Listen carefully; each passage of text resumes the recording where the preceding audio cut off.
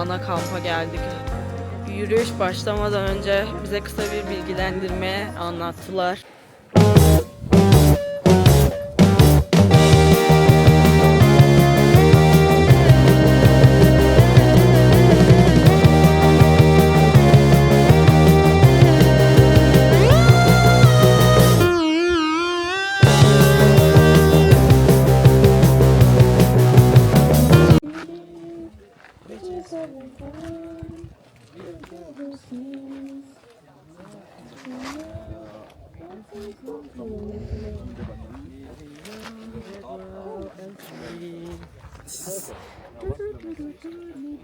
Gördüğünüz ışıkların hepsi aşağı inen insanlar.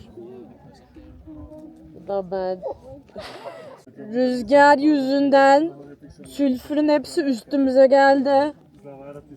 Gözüm aşırı yanıyor. Yüzüm zaten kıpkırmızı.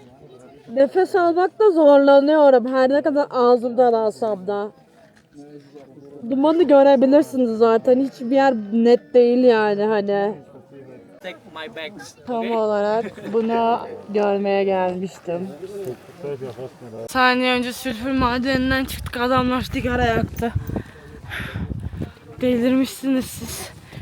Ciğerlerim soldu. Bütün o indiğimiz yere aynı sabırla çıktık. Ama gerçekten inerken bayağı korkutucuydu. Çıkarken bir tane madenci bize yol göstermeye başladı. O kadar böyle büyülü bir andı ki benim için anlatamam. O adam 130 kilo sülfürü tek başına sırtında taşıyor. Ve ben normal hani yere değerek falan çıktım yola. Adam o sülfürü dimdik taşıyarak, gözüm doldu şu an, o kadar böyle duygulandım. Taşıyarak geliyor. Ve dümdüz yürüyor yani hani böyle. Bizim o indiğimiz yerin daha da altına inerek çıkartıyor o sülfürü. Ya o kadar duygulandım ki yani anlatamam. Gözüm falan doldu hani. Ve gelip maden işçilerine saygısızlık gerçekten bir insanın hayatta yapabileceği en vicdansızca şeylerden biriymiş. Hani o kadar kötü oldum.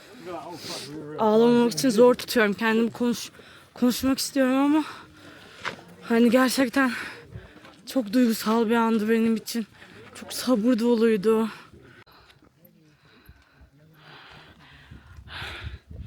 Yavaş yavaş gün doğmaya başladı. Gün doğumunu izlemeye tepeye gidiyoruz. Kraterimi görecekmişiz, artık ne yapacakmışız. Bu şekilde. Oy. Gün doğmaya başlayınca böyle görünmeye başladı. Müthiş. Ay inanmıyorum, gölün güzelliğine bakın. Hikayesini sonra anlatacağım. Şuna bakar mısınız? Gerçekten değdi ya. Bütün çileme mileme her şeyime değdi. Okey. Gerçekten İzmir'de bir dağ yürüyüşüne gitmiş gibiyim. Ama tabii volkan olduğu hissediliyor yani. Yalan yok. Üf diyorum. Burası Asit Gölü. Şu an gün aydınlanmaya başladığı için bir şeye benziyor. Sis kalkıyor falan. Bu da yürüyüşümüzün bittiği nokta. Biraz şununla oynayayım. Gün doğumunu izliyoruz şu an. Bir de bize çay demliyorlar. İçimiz dondu. 2 lokma da yemek yiyek artık. Şurada. Ondan sonra siktir olak gidek, tamam yeter yani. Yürüyüşümüz bitti. Tur rehberimiz bizim için çay demledi. Bu şekilde. Beni izleyip takip ettiğiniz için teşekkür ederim. Yürürken kıyametleri koparttığım yol bal böcek çıktı. Gerçekten şok içinde izliyorum. Ebemizken yokuş da buydu bu arada.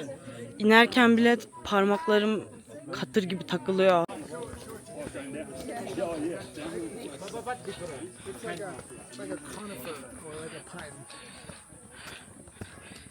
Kendim dolandırıcı gibi hissediyorum. Bak gerçekten şu yokuşu çıkarken yani çıkamadım, öleceğim sandım. Ama gün doğunca yani havada güzel görünüyor, yolda güzel görünüyor. Ama yani bence çok yine de hala dik bir yokuş çünkü inerken ayak parmağımın artık böyle ayakkabıdan çıkacak kadar zorladığını hissediyorum yani. Ki kaydım falan ya, böyle üstüm başım battı. Ayakkabılarımı da yeni almıştım. Şimdi hostele gidip sadece 3 saat uyuyacağım. Bay bay. Böyle dinlerken de taksi tutanlar var. Ucuzmuş bu arada, merak ettim yani. Geçerken fiyat söylüyorlar zaten. Bir tanesi 250 bin rupi dedi. Bir tanesi 200 bin rupi dedi. Niyeyse bu hep Japonlar tutuyor bu taksileri. En azından benim yürüdüğüm şekilde. Biz düz yürüyoruz yani hani. Bir de yokuş aşağı yürümesi kolay ya.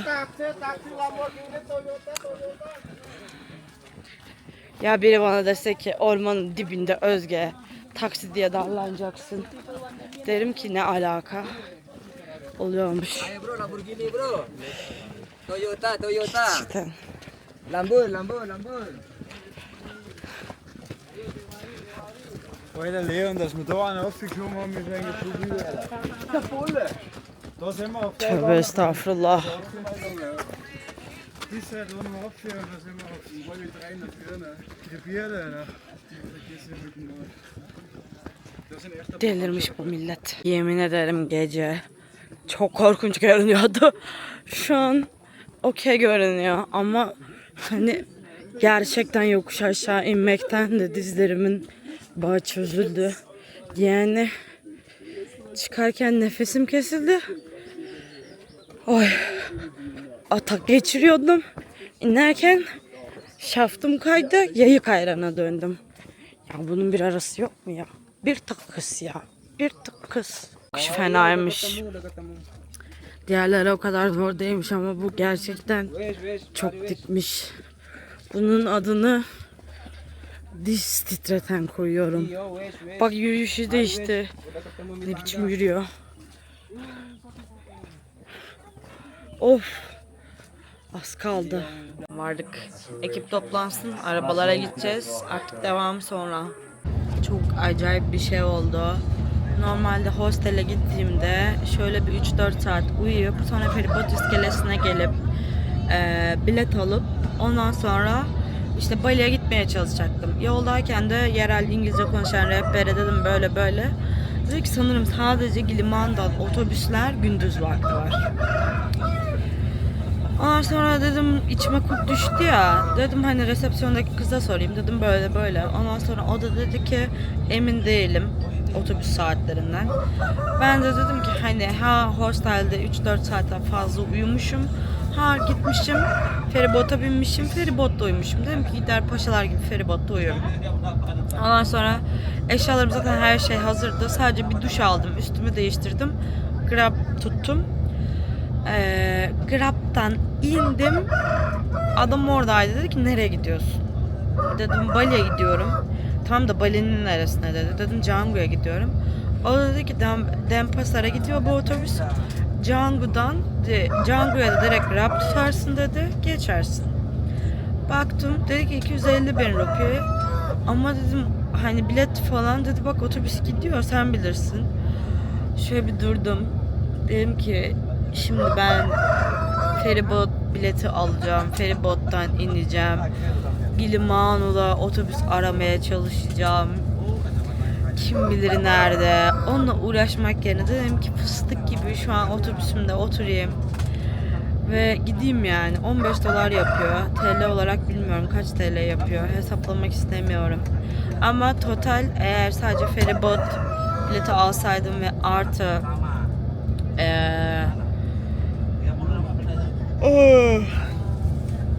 artı otobüs arasaydım yani 10 dolar verecektim. Dedim ki 5 dolar fazla vereyim. Şöyle rahat edeyim.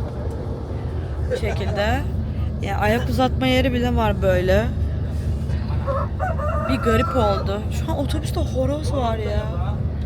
Size bir şey anlatıyorum ama horoz var otobüste. Böyle bir şey oldu. Direkt Bali'ye geçiyorum. Bali'ye vardım.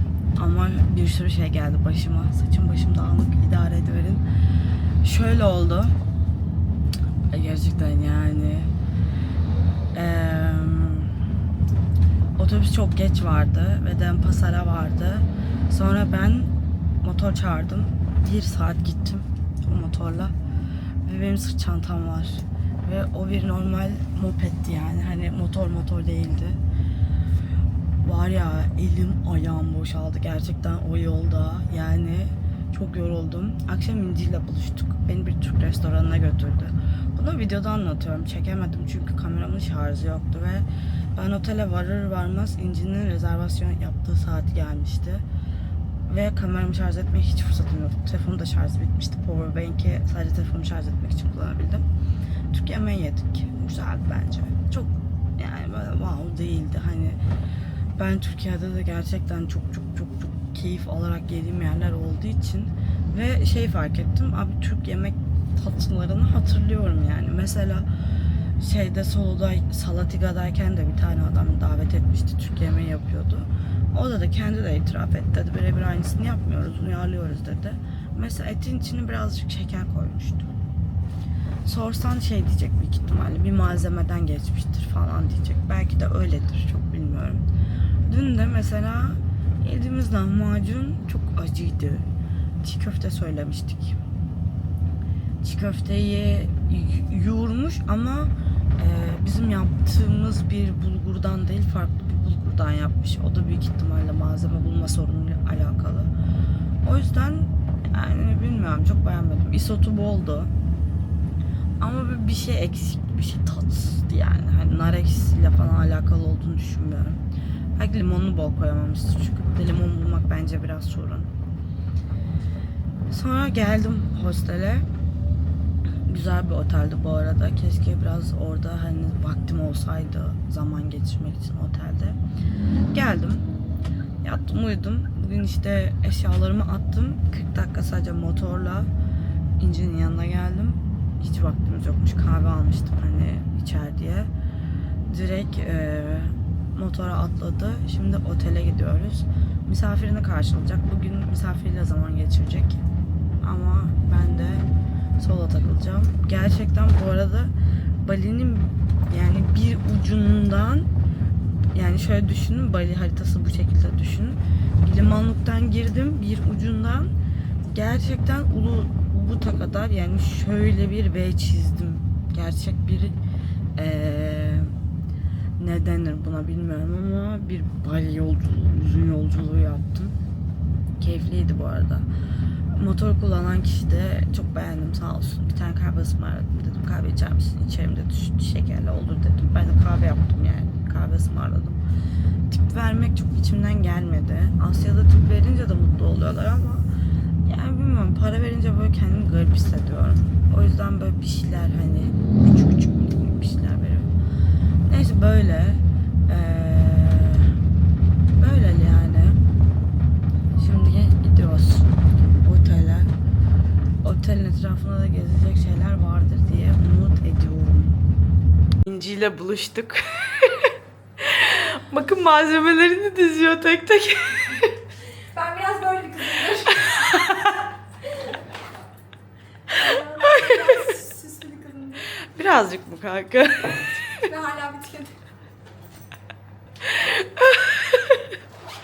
Olsun. Benim gibi evsiz gibi gezmektense kanka. Bangladeş'te bile olsa. Bangladeş'te bile olsan. Allah'ım, bu videoyu yayınlayacağım. İzleyenler de kaydetsin. Sonra İnci izleyeceğiz. Göz altı kremi, vücut losyonu, neye ihtiyacın olursa Tamam. konuyu. Bu muhteşem harika otelimin sponsoru da bu arada İnci bacım. Her zaman dünyanın her yerinde elimizden geldiğince. Kanka öyle deme, altına millet şey yazar. Neredeymiş bu İnci? Hadi dene. Biz de tanışalım ya falan der. Çok tatlı izleyen dayılarım var benim. Instagram kullanmıyorum. Ya şu otelin güzelliğine bakar mısınız? Ağzım açık kaldı. Ve çok ilginç. Buradaydım arkadaşlar. Yani buradan gerçekten bir gün sadece Seminyak'ta konaklayıp Kuta'da konaklayıp her biri birbirine alakasız mesafelerde anlıyormuş gibi yapın. Buradan direkt Bali'ye geldik. Otelimiz bu şekilde görünüyor. Meyve koymuşlar. Kahve yaptım. İşte kettle var klasik. Dışarıdan ama böyle bir havalı görünüyor. Bir havalı görünüyor otelimiz. Resort galiba burası. Otel değil. Çünkü çok resort havası var. Ben hayatımda hiç resortta kalmadım biliyor musunuz? Muhtemelen bunu izleyenler de kalmamıştır. Çünkü evet kanka. Hangi kanal? Zeki Müren de bizi görecek. Ve spora gelecek misin? Gelirim kanka geleyim. Her gün spora giden lanet olsun izliyor. Kanka tam açıda öyle görünüyor bu arada. Altında beyaz ve böyle havalı bir aynen. Oturttum her gün spora gidiyorum. Tamam video çekmeye gelirim olur mu? Ben ve beni izleyen 20 takipçim için 20 kişi izliyor. 450 kişi abone 20 kişi izliyor. Standart. Doğru bir oran bu arada. Aynen teşekkürler. Bana iletişim adresinizi yollayın. Size bir şeyler göndereceğim. Geleceğim yani daha doğrusu. Bu şekilde görünüyor. Bacım Allah razı olsun. Ben hayatımda hiç resortta kalmamıştım. Biliyor musun nereye kaldı? Hayır. Normalde makasi diyorsun ya. Aha. Makasi Bali'de daha sabirinde. Teşekkür ederim. Evet. demek. Suksma daha böyle Balinez. Ha, Daha köy içi. Daha eski dilde. Teşekkür etmek aslında. tamam. Ama daha Balinez dilinde suksma. Suksuma. Görürsün bazı tabelalarda. Özellikle Ubud bölgesinde. Bayağıdır Ubud'a gelmiyordum. Ay. Yeşillik ve orman havası güzel geldi. Serin Ay. gelmesi Çamlıca'ya göre. Okey. Havuza gidebiliriz, spora gidebiliriz. Biz bir gezelim o zaman.